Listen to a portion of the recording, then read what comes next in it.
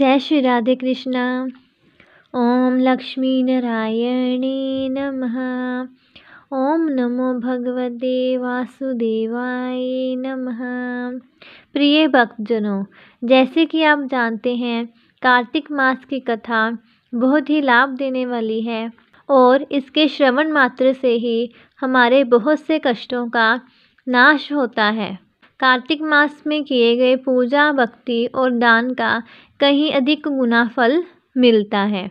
आइए सुनते हैं कार्तिक मास की कथा का अध्याय 20। सबसे पहले बोलिए लक्ष्मी नारायण भगवान की जय, तुलसी मैया की जय। अब राजा पृथु ने पूछा, हे देवर्षि नारद, इसके बाद युद्ध में क्या हुआ तथा वह दैत्य जलंधर किस प्रकार मारा गया? कृपया मुझे वह कथा सुनाइए। नारद जी बोले, जब गिरिजा वहाँ से अदृश्य हो गई और गंधर्वी माया भी विलीन हो गई, तब भगवान वृषभध्वज चैतन्य हो गए। उन्होंने लौकिकता व्यक्त करते हुए बड़ा क्रोध किया और विस्मितमना जलंधर से युद्ध करने लगे। जलंधर शंकर के बाणों को काटने लगा, परंतु जब काट न सका तब उसने उन्हें मोहित करने के लिए माया की पार्वती का निर्माण किया, अपने रथ पर बांध लिया। तब अपनी प्रिया पार्वती को इस प्रकार कष्ट में पड़ा देख लौकिक लीला दिखाते हुए शंकर जी व्याकुल हो गए। शंकर जी ने भयंकर रौद्र रूप धारण कर लिया। अब उनके रौद्र रूप को देख कोई भी दैत्य उनके सामने खड़ा होने में समर्थ ना हो सका और सब भागने छिपने लगे, यहाँ तक कि शुंभ निशुंभ भी समर्थ ना हो सके। शिवजी ने उन शुंभ निशुंभ को शाप देकर बड़ा धिक्कारा और कहा, तुम दोनों ने मेरा बड़ा अपराध किया है। तुम युद्ध से भागते हो, भागते को मारना पाप है, इसलिए मैं तुम्हें अब नहीं मारूंगा, परंतु गौरी तुमको अवश्य मारेगी। शिवजी के ऐसा कहने पर सागर पुत्र जलंधर क्रोध से अग्नि के समान प्रज्वलित हो उठा। उसने शिवजी पर घोर बाण बरसाकर धरती पर अंधकार कर दिया।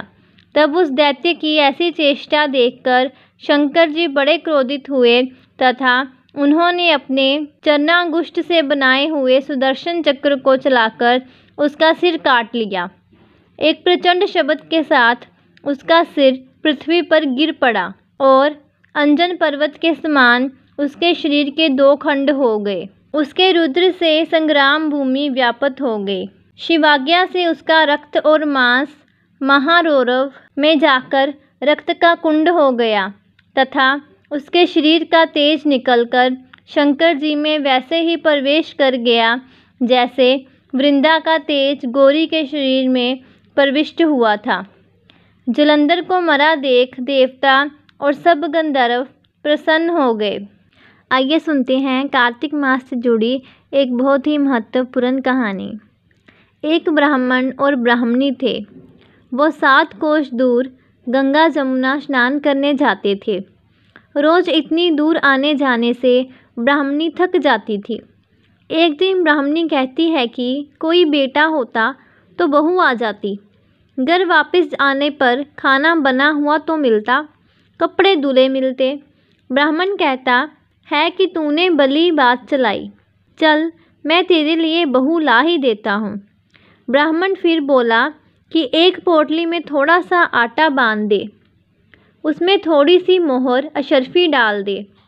उसने पोटली बांध दी और ब्राह्मण पोटली लेकर चल दिया।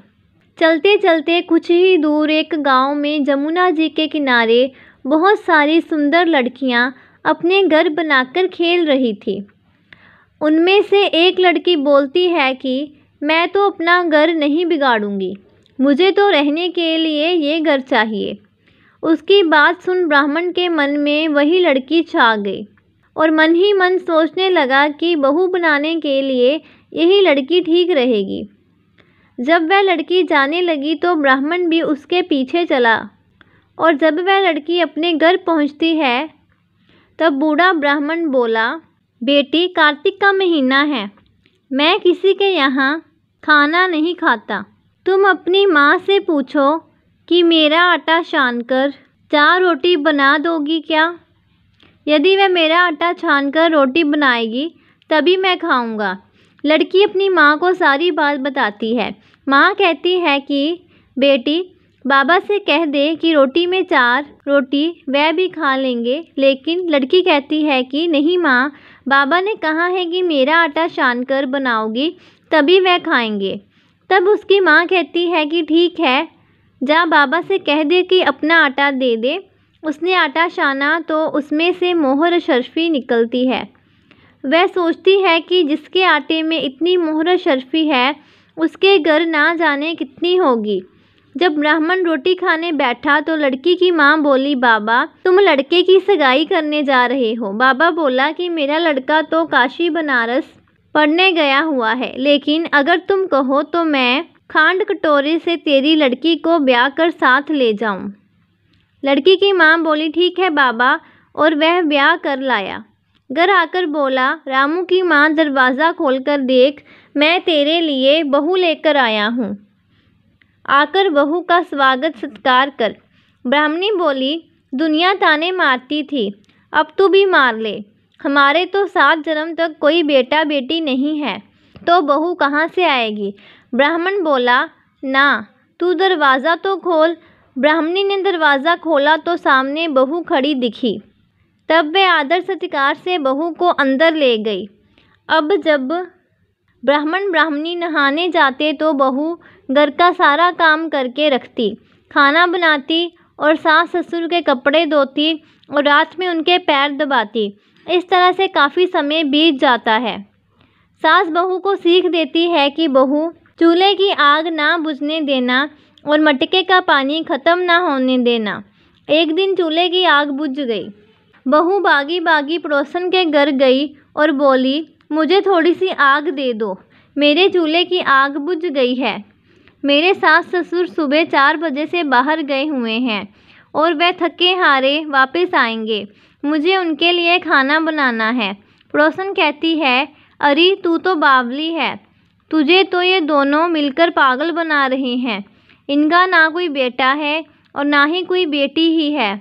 बहू बोली, ना ना, आप ऐसे मत बोलो, क्योंकि इनका बेटा काशी बनारस पढ़ने गया है। पड़ोसन फिर बोली, अरे तुझे ये झूठ बोलकर लाए हैं, इनका कोई बेटा नहीं है। अब बहू पड़ोसन की बातों में आ गई और कहने लगी कि अब आप ही बताओ मैं क्या करूं।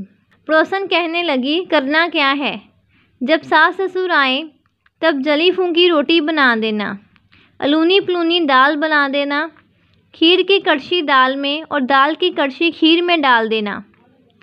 बहू पड़ोसन की सारी सीख लेकर अपने घर आ गई और जैसा पड़ोसन ने बताया वैसा ही उसने किया। जब सास ससुर घर आए तब भूखों का कोई आदर सत्कार बहू ने नहीं किया और ना ही उनके कपड़े धोए। जब सास ससुर को खाना दिया तो सास बोली, बहू ये जली फूंकी रोटी क्यों है और दाल भी अलूनी है? बहू पलटकर जवाब देती है कि आज यही खाओ सासू जी, अगर एक दिन ऐसा खाना खा भी लिया तो तुम्हारा कुछ बिगड़ नहीं जाएगा। मुझे तो जीवन भर ही अनूठी रहना है। बहू की बातें सुनकर सास बोली कि आज तो बहू ने अच्छी सीख नहीं सीखी है।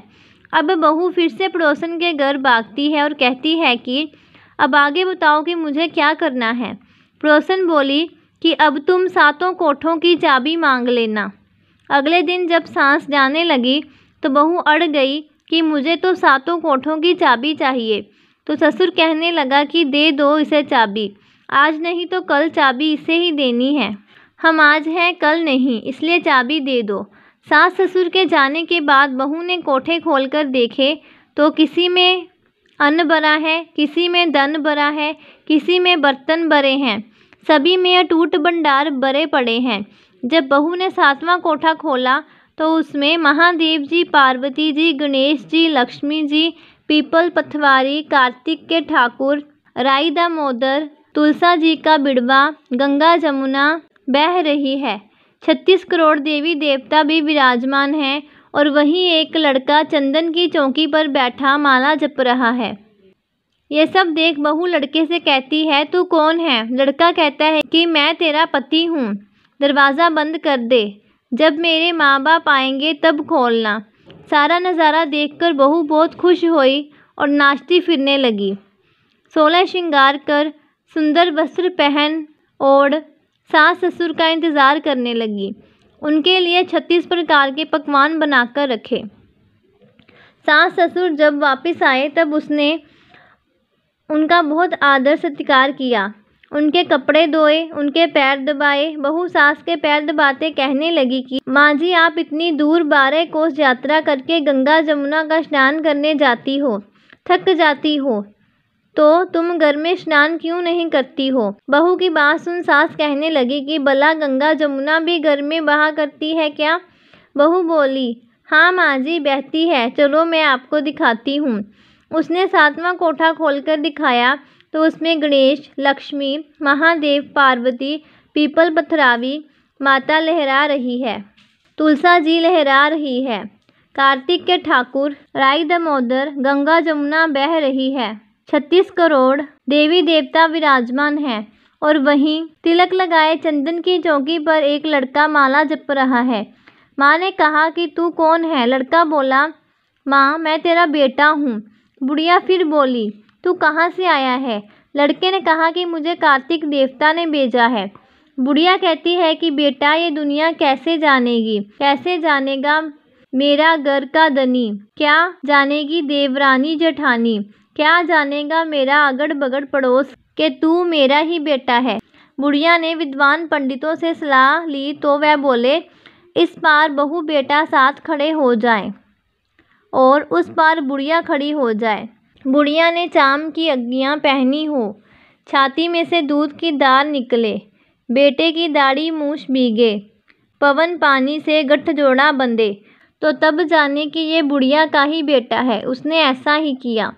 चाम की अंगियां फट गई, छाती में से दूध की धार निकली, बेटे की दाढ़ी मूछ भीग गई, पवन पानी से बहू बेटे का गठजोड़ बंध गया। ब्राह्मण ब्राह्मणी की खुशी का पार न रहा, वह बहुत खुश हुए। कार्तिक के ठाकुर राई दामोदर भगवान ने जैसे बहू बेटा उसको दिए वैसे सभी को देना। तुलसी महारानी की जय। प्रिय भक्तजनों, अब हम करते हैं तुलसी मैया की आरती। तुलसी महारानी नमो नमो, हरि की पटरानी नमो नमो, तुलसी महारानी नमो नमो, हरि की पटरानी नमो नमो। धन तुलसी पूरन तप कीनो, शालिग्राम बनी पटरानी नमो नमो, तुलसी महारानी नमो नमो, हरि की पटरानी नमो नमो।